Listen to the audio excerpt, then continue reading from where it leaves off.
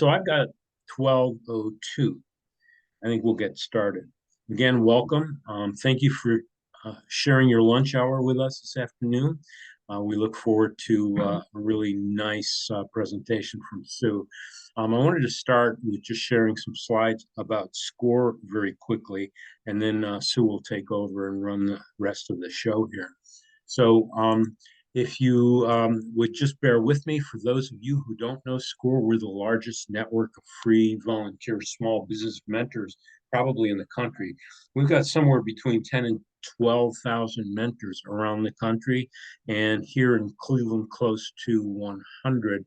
There are over 200 chapters nationwide. So most cities will have a chapter of SCORE. The interesting thing about that is that we've got people with experience anywhere in the country, whether it's here in Cleveland or elsewhere, that's available to help you with your small businesses. So no matter what stage your business is in, we've got a mentor for you, mostly here locally, but if we can't find it here, we can find it somewhere else in the country. So it's very easy to request a mentor, and I'll show you how in just a moment. Our mission is to foster small, vibrant business communities through mentoring and education. So part of that is one-on-one mentoring, sometimes two-on-one mentoring, sometimes even including some boards of advisors where we might bring together some marketing people, some, let's say, financial people, and potentially even production people from SCORE's expertise to help your small company. So you all know that small businesses drive the nation's economy. More than 50% of the nation's economy is based on small business. So it's really an important aspect. And to generate generational wealth so that small businesses, people that own those businesses, can pass that finance and that money down to their heirs, and keep that generational wealth built and going strongly. Just very quick, some numbers around the country, number of jobs we've started, non-owner jobs created, and new businesses started through SCORE. So we're pretty active. Um, you know, we have recently been denied funding from the federal government, at least for the time being. We eventually will get some more of it, but we're asking for people to help us keep our mentoring support and expand our outreach to small business owners. So most of our programs, in fact, all of our programs right now are free. So we're asking if it is at all possible for you to make a donation, a small donation to SCORE. Please feel free to do so, and that will help out in terms of funding. There's a QR code there. You will all get these slides after the show, after the presentation is done, and that donate here is live on the slides as well. So the one thing I did want to show you is if you go to the SCORE website or Cleveland, it would be score.org/Cleveland. You'll be able to very easily find a mentor. You just put your zip code in here. You can also find and match mentors by zip code. You can find and match mentors by their profile by going into this, find a mentor, and you can get yourself started on the mission. I would advise you all, and as you listen to what Sue has to say, our mentors are here to help you to actually take the kind of information you're getting on these workshops and help you to develop your business based on that. So our work is supported by the Small Business Administration. We are waiting for more funding from the federal government, but all our services are free. So if you would have a chance to donate, that would be great. I'm going to stop sharing now and ask Sue to share her slides, and then we will move forward with Sue's presentation. Wish me luck. Good luck, Sue. Thank you. In finding, okay, which one do I want? I want this one. She said. Okay. This is either gonna work or it's not. Well, let's Share. see. Yay. Did it work? Please tell me it worked. Indeed, it did. So all you have to I'm do beyond now is excited. just go down Yay. to the little icon of the screen, and you're good to go. Yay. I'm going to turn my camera off while you present, and I'll be back on at the end. Okay, all right. Well, hello everyone. And so while you're eating your salad, I'm going to explain to you the value proposition map, and then in 2 weeks where it will flow into the business model canvas. These are tools, and their purpose is to help you get an informed decision as to if you even want to go forward with your business. And the great parts about it is that they're simple and they're visual. First, let me introduce myself. I'm Sue Marone. Somebody has a microphone on. Um, I have facilitated the business model canvas suite for startups, ongoing concerns, governments, workshops, all over the place. And I first want to give you just a little fast history about the business model canvas suite, because there is confusion in the world. Um, a gentleman by the name of Alexander Osterwalder created the business model canvas, or business model generation, as his PhD thesis for business at the University of Oslo. Now, he created it for ongoing businesses, not for startups. But the startup community really embraced it because of its simplicity and ease of use. But it was missing some very fundamental elements that a startup needed. So he and then his cohorts created a second book called The Value Proposition Design, or we simply refer to it as the Value Proposition Map.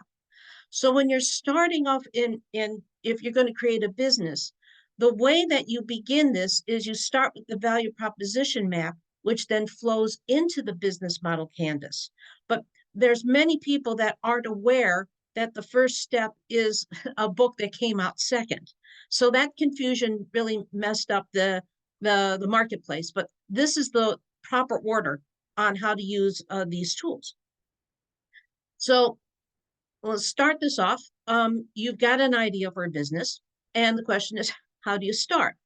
You need to find out, obviously, who's the who, what product is it that you want to present to them, and is it enough to give them value? Is it enough for them to actually pay for whatever it is that you want to create? And your first step is that you're going to do what's called a persona. You've got to figure out who's the customer. And there's any number of ways that you can ask that type of question, but I'm assuming then you probably walked around and you pretty much have in your brain over what that customer looks like, either someone that's walking into your store or someone that's going to be buying this on the internet. And if your business is to sell to a business, you also have to make clear to yourself over who's the end user in that business and who's the one actually buying it in that business. Very often, those are two different people. And we'll go into that a little more in detail later on. So we start at the very, very big basics over all you've got is the idea for a product. And the very first thing you have to do is you've got to talk to the customer.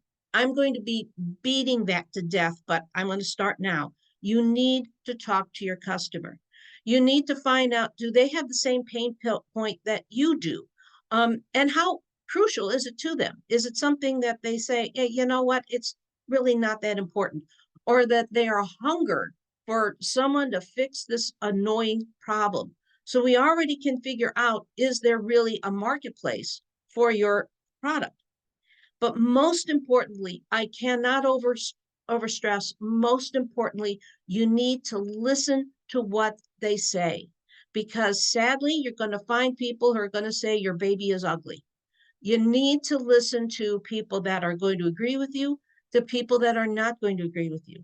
And you're going to write all these pieces of information down, just little snippets, not great big long dissertations, just quick thoughts over what did they say to you when you're just chatting with them.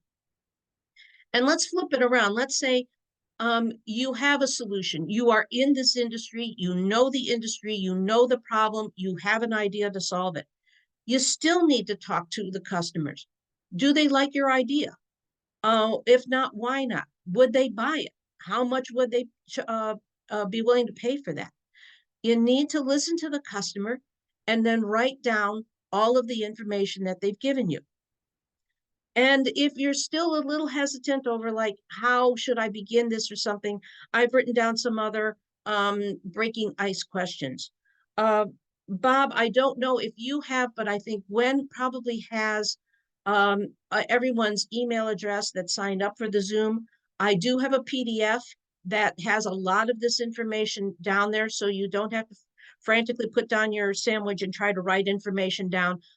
It all can be sent to you. Yeah, so we have anybody that is on this call, we will have your email addresses, and Gwen will send this out within the next day or two. Just make sure she's got the slide presentation, etc. Okay, all right. So let's use an example how we put all of these things together, and we're going to do the proverbial Sue's coffee shop. So when Sue starts, the first thing she knows, the only thing she knows, is that the people have got to like coffee, and that's pretty much all she knows about her customer. And quite frankly, that's just not enough. She needs to know a lot more. So we have Sue went to different coffee shops at different times of the day to find things out. And she found out how they were in a hurry in the morning to get breakfast. They wanted other food to have. They wanted a place to relax. And sometimes they were just looking for something new. So Sue was already finding out a lot more about who actually walks into a coffee shop. And now finally, we get to go to the value proposition map. And here it is. It's really very simple. As you see here, it's a circle and it's a square. And its goal, as I have here, is to determine if you can define a product that satisfies your customers' pains and wants. And this is what it can look like. It can be a stinking mess. You're going to have all of those little thoughts that you received when you were talking to the customers.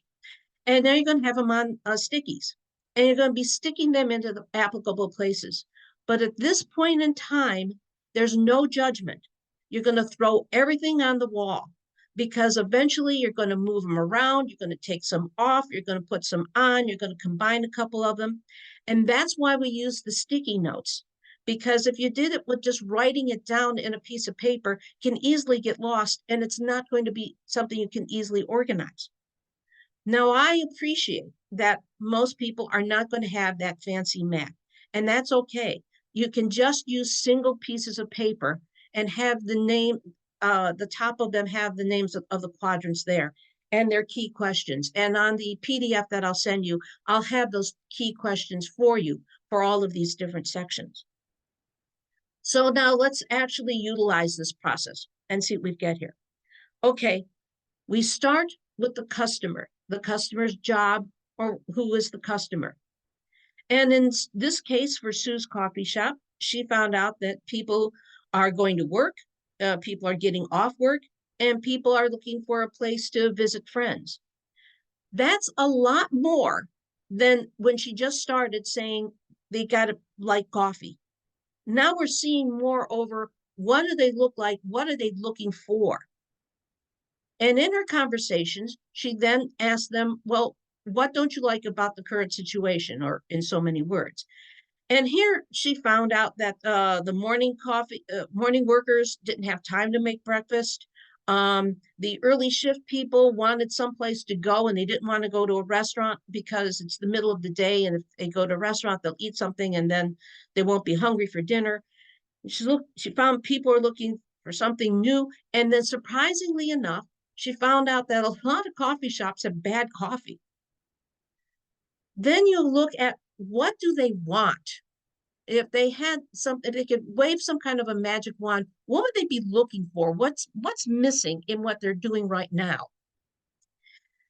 In this case, she's finding out that they wanted a hot coffee, that they wanted some finger food that they can eat so they don't have to get up as early and make breakfast. They can eat on their way to work, on the way to the train.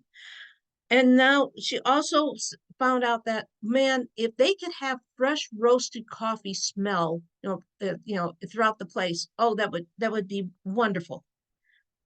So now we have down what the customer side looks like. We've got who they are, some idea of what they want, some ideas of what aggravates them currently in the current situation. So then we go over to the other side, which is now our side, the product. And the first part of it that you answer is, what's the product? Well, when Sue started this, the only sticky she could put here is that she wanted to open up a coffee shop. And it wasn't until after she talked to the people that she realized it also had to be a lounge, because she found out that there was a lot of want in the afternoon. And it's not just coffee early in the morning. Then it was, all right, what were the pains that she heard about that she could relieve? That she could have a faster coffee service in the morning, and that they were really irritated by having loud music that they had to yell over. But here is the key, and this is, what can Sue deliver that will delight the customer?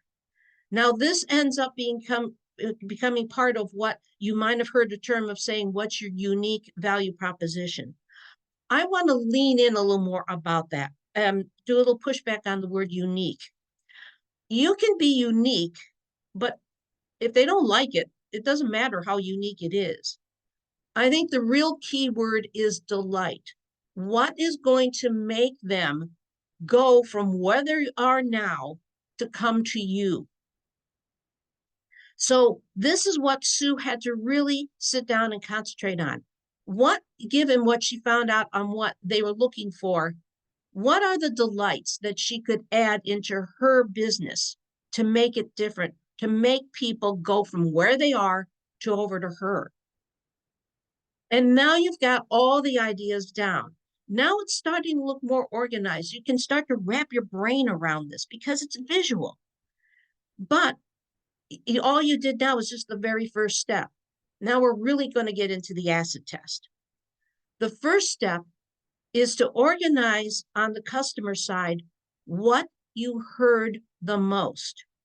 Because let's face it, when you're starting off in business, you're going to have very limited time, very limited money, and very limited assets. And you can't spend the time having your doors open to then figure out what they want the most. You need to have a better idea of what they want the most now, so that you know that's what you're going to concentrate on. And this is the beauty of why it isn't stickies, because you're going to take those down and you're going to organize them again over what you heard the most, what you heard the most of what they want, what you heard the most of what pains they would like to relieve. It's going to give you a better indication over what you want to present. Then you come on to your side. What can you do? What can you really, really do? Do you have the talent to be able to handle what they want the most? I appreciate you need the money. That's a given. But do you have the talent, the other resources that is going to let you then create something that they will be delighted by? That is what becomes the most important part about actually creating a value proposition map, because it's really going to make you sit down and be honest over, when you organized what they want, can you align then what you can deliver that will answer what they want?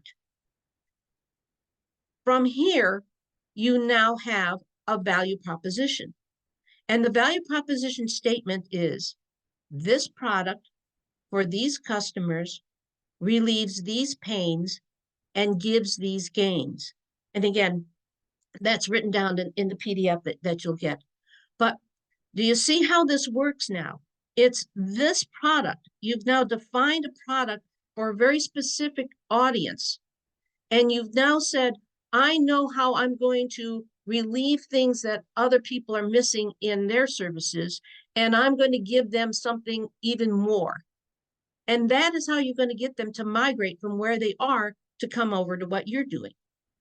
Now, for Sue's coffee shop, her value proposition is that she's going to serve good hot coffee and convenient eat on the run finger food to customers in the morning and a place to relax and socialize in the afternoon. And she did this because she talked to the customer and she organized the information that she got back from them. So look at what we have. We went from her saying, I'm going to open up a coffee shop. Well, my customers, people who like coffee. And it went from there to now seeing a very structure over what does she have to produce that will let her hit the ground running in what she's got for her customers. On top of that, because she talked to the customer, because she heard terms that they used, she can go back and use those same terms in her flyers. So half of her marketing has already been done. And guess, you didn't even pay a penny on any of this. You were able to do all of this work on your own time without spending any money, finding out how well your idea can fly. And in her marketing, she can already give back to them the same buzzwords that she heard from them. That's huge. So from the value propositions map, we would then go into the business model canvas. That would be in 2 weeks because we've got Thanksgiving coming up. And though it's hard for you to see it here, but on the business model canvas, the center section asks what's the value proposition. And on the far right is where you're putting down who's the customer. And now you've got a validated answer over what is your value proposition. And you have a very good idea over what the customer looks like. So when you get to the business model canvas, this is when you're going to be able to put down what are your supplies and your logistics on how you're going to actually be able to make this. And now you can see over why the value proposition, why you need the value proposition first, so that you can then flow this into the business model canvas. Now, I'm going to go a step further and I'm going to show you, I've got something here. It's close to being generated. Okay, let me say okay to this. I have something on my screen. Sorry. Let me give you some real world examples, because I think this will let it hit home even more than just an abstract of Sue's coffee shop. And unfortunately, these are real world ones, and that's why I have gray hair. The first one, I'm calling this one the hippy dippy coffee shop. I met a guy, he wanted to create a coffee shop, but the coffee shop he wanted to do was one of those all-nighters, open mic, say a poem over how much you hate your mother because she made you eat your vegetables coffee shop. But we did customer service, and we looked at interviews, and we found that what people wanted the most was coffee in the morning. But he didn't want to do coffee in the morning. He wanted to be open all night. Well, look at this. When you try to match your stickies, nothing will match. It won't work. Even though that was his great idea, we can't find the customer base for that. And that's a true story. Now, the second one also aligns itself more for businesses, but actually for everybody. And I call this one the big red truck. Now, I met with a company, they were geologists, and their purpose is that they test the soil for a construction company to validate that the construction company can build a 5-story building. And when I met with them, they brought me into the garage area and they had this big red truck. And it was all chromy and had dials and all kinds of things, and it was red and white. And they were so excited about this big red truck that they have, and it cost them a fortune. And the year before, they were awarded 3 out of 100 RFPs. Now, an RFP stands for request for proposal. That means that they only won 3 contracts last year, and they submitted 100 possibilities. You can't survive with that, with only working 3. So it was like, okay, boy, we're in trouble. Let's see what's the problem. So I wanted to start them with the value proposition map. And I said, all right, who's your customer? And they said, basically, the Acme company. I said, no, it's not. And they said, Sue, it's the Acme. Do you want to see invoices? It's the Acme company. And I said, let me give you a hint. The Acme company is an it, and it does not have any hands. Your customer, in this case, is the procurement officer, because that's the person who's going to call you up and ask you to do a job. So those of you who are going to go B2B, appreciate that what you're basically saying is you are having them put their job on the line for you. So that's how strong your product has to be. So what I did with this company is we went through over what is the procurement officer's pains and gains. And then we organized them. And their customers' number one want is to get a fast report, which would make sense, because if the geology report says it's not strong enough to build a 5-story building, they need to know that right away. And along the things that then that procurement officer would launch would be then the fancy dancy things that were in this big red truck. And then when I went to their side and I said, okay, what are you offering your customer? Well, we're our big red truck. And eventually we got down to that we could do a fast report. Well, look at this. It says it right here for why they only got 3 awards. If down the list of what they want to offer is to say we can do a fast report, but that's what the customer wants. And what they lead with is their big red truck. And yeah, eventually the customer wants the big red truck. It's not going to work. So what I'm driving at here is basically, don't fall in love with your big red truck. You may have it, you may offer it, but be more aware of what does the customer want. And that's what you've got to lead with. Just like, the guy at the coffee shop, and I said to him, start in the morning and then see if you put out flyers of doing all-nighters and on Friday night. And his answer back to me was, at 7 o'clock in the morning, I'm tired because I've been up all night and that's why I want to close. Of course he's going to fail. And these guys, were hanging on by a thread. They had what the customer wanted, but they didn't present it well enough, which again is why you do these things with the stickies, so you can get it organized. Now, the last one is the one that's called, the perfect customer. Sue, I don't have to do any of this because I know what my pain point is. I know what everybody else's pain point is in this industry. I got it down. So I had this attorney. He was a sole practitioner. And he specialized in a form of law that a lot of companies don't want to touch because it's complicated and you don't make a lot of money. But he figured out how to turn that completely around. So he met with a software programmer, a couple of them, and he basically did a brain dump. And he created a program that would then allow law offices to be able to do this type of law, which usually they shy away from. Well, when he had it all done, he then went to large law firms to show this where, and he had to go to large law firms because this thing was going to be very expensive. And these large firms said, I love it. It's great. This is an answer to a lot of problems. But we got a question. We're large law firms. We work with teams. How does this software incorporate with our team software?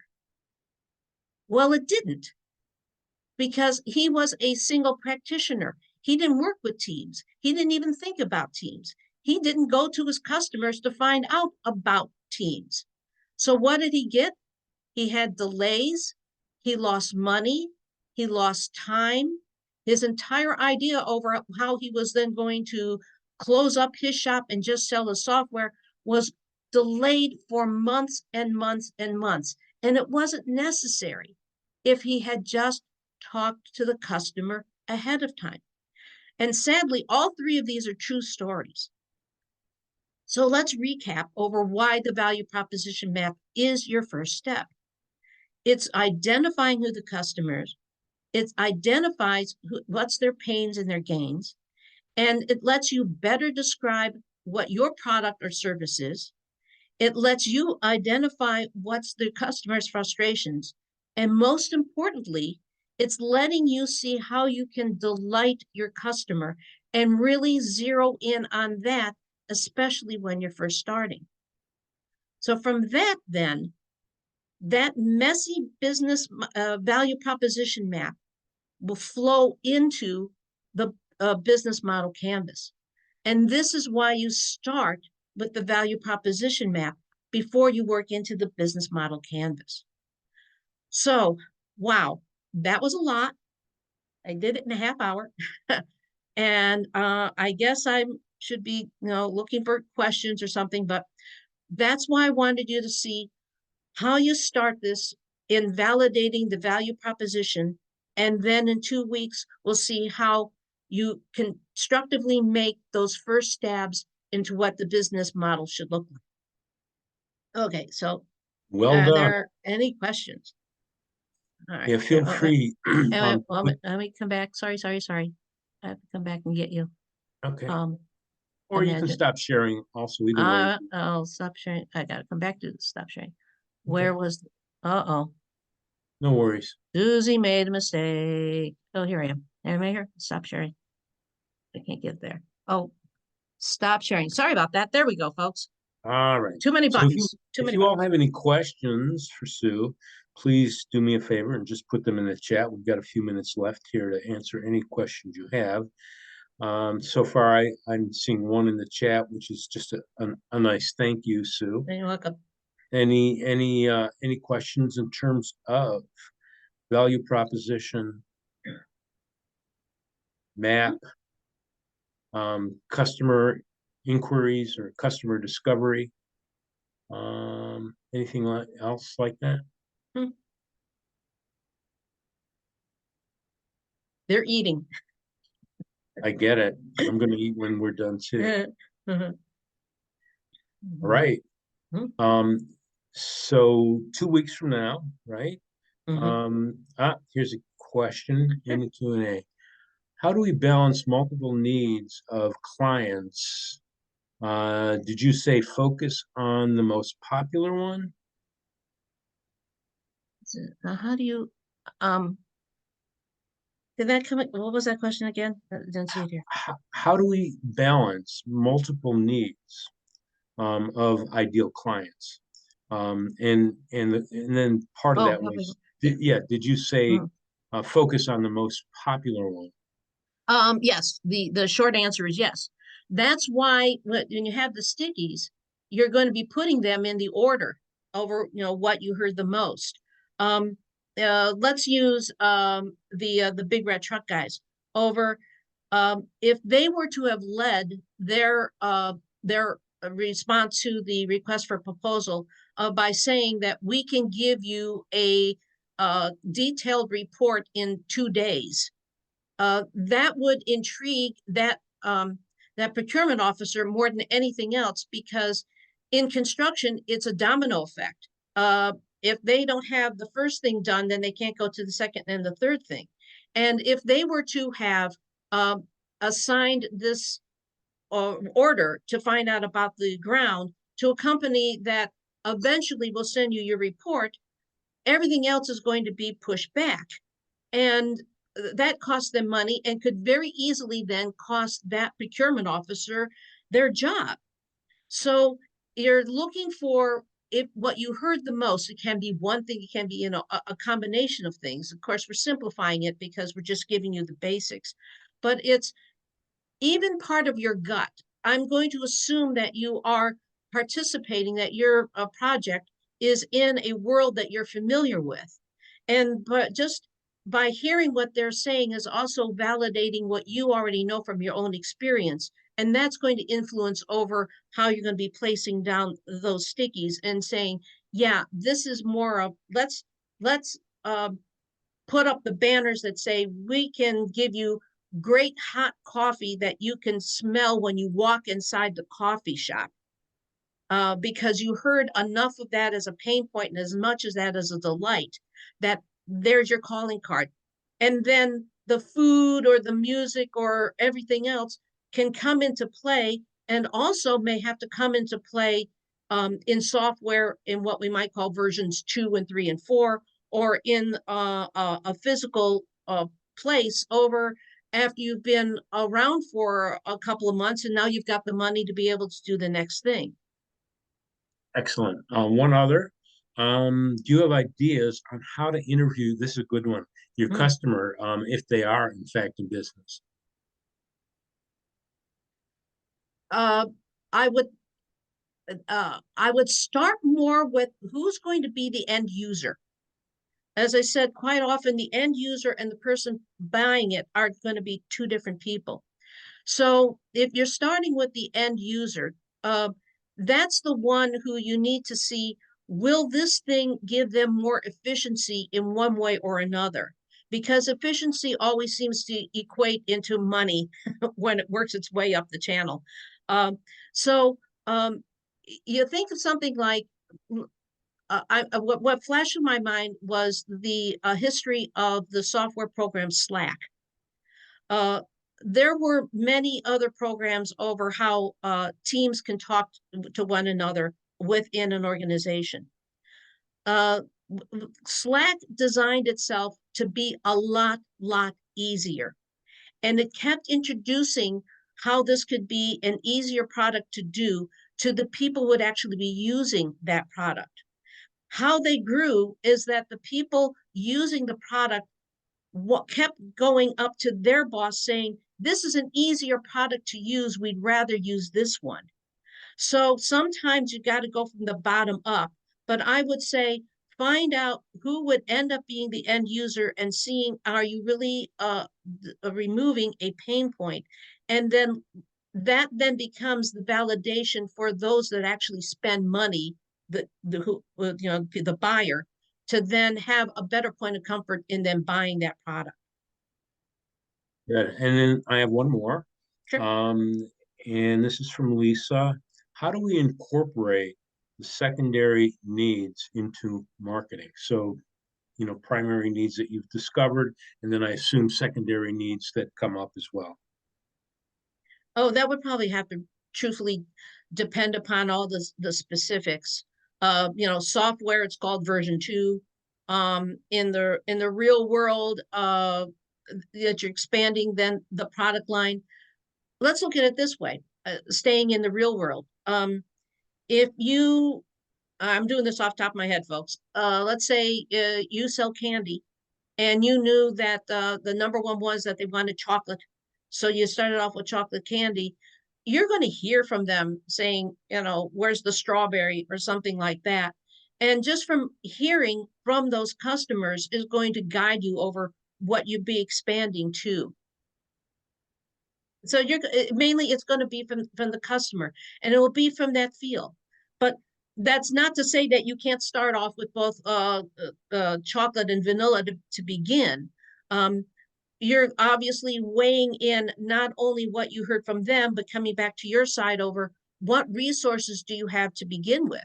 And if you got the resources to have 3 or 4 product lines to start instead of just that one, with and then a coming soon to entice them, that will all be the specific variables of your specific world. It's too hard to say in an abstract. Sounds good. I think, Software is a lot easier because you can say it's coming in version 2. right.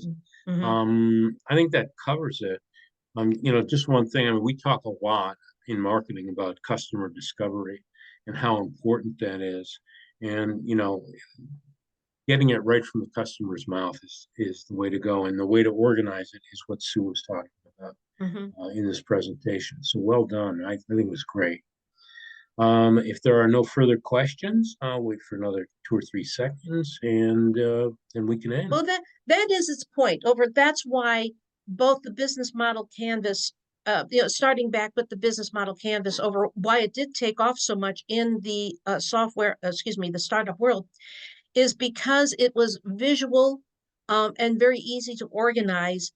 Instead of like Bob or me coming and saying, and now we got to write a business plan, and look with as a deer in the headlights over like, what does that mean? And that's why these canvases have been adopted as much as they have is because you got that raw information over, okay, I talked to the customer, but by using the value proposition map, and then in a very constructive and intelligent way of visually organizing it, the clarity that it gives to your brain and where you want to go and how you want to proceed is just delicious. And it isn't a rocket science thing. It's all done just moving a bunch of sticky notes around, which is why it's a brilliant in its simplicity. Excellent. Good. Any other questions? I think we're there. Well, Okay, thank we'll you, send the everybody. PDF on all the notes. Yeah, yeah. So yeah, just make sure Gwen has everything and she'll send them out. Mhm. Appreciate everybody joining us again, sharing your lunch hour with us. Look forward to seeing you on the business model canvas in 2 weeks. And enjoy your holidays. Keep us in mind for SCORE, and thank you for joining us today. Take care.